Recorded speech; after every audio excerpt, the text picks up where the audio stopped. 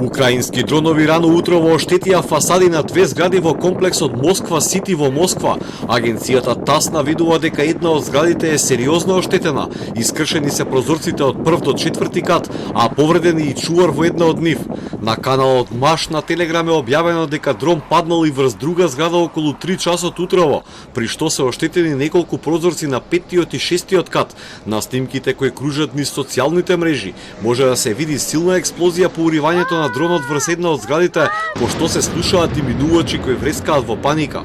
Уште две други летала се соборени во западниот дел на Московската област во реонот на Одинцово и Красногорск. Руското министерство за одбрана наведува дека украинскиот обид за напад врз објекти во Москва било осуетен. Аеродромот Внуково е привремено затворен за полетување и слетувања. Подрачјето околу Москва Сити е оградено, а сообраќајот по една од улиците е блокиран.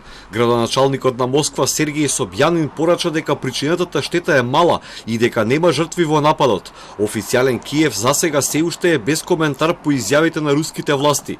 Беспилотни летала во повеќе наврати досега ја нападнаа Москва. Пред неколку месеци два дрона ја нападнаа куполата на Сенатскиот дворец во Кремљ. На почетокот на јули неколку беспилотни летала погодија стамбени, но и нестамбени згради во Москва. Украина ноќеска изведе напад со 25 дронови и врз Крим.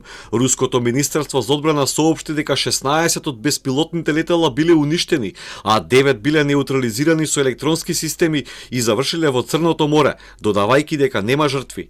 Официјален Киев на почетокот на јуни почна контраофанзива чија цел е враќање на териториите кои ги освои Русија.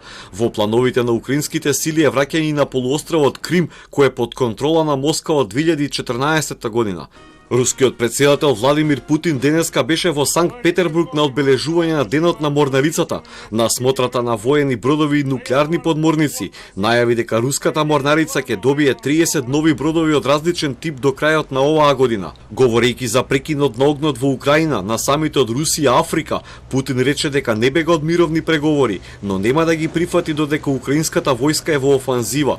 И Русија и Украина претходно порачаа дека нема да седнат на преговарачка маса додека не бидат исполнети нивните услови. Украина бара да се врати на границите од 1991 година, на што Кремљ жестоко се противи. Од Москва пак одговараат дека Киев мора да прифати новата територијална реалност за да дојде до мировни преговори.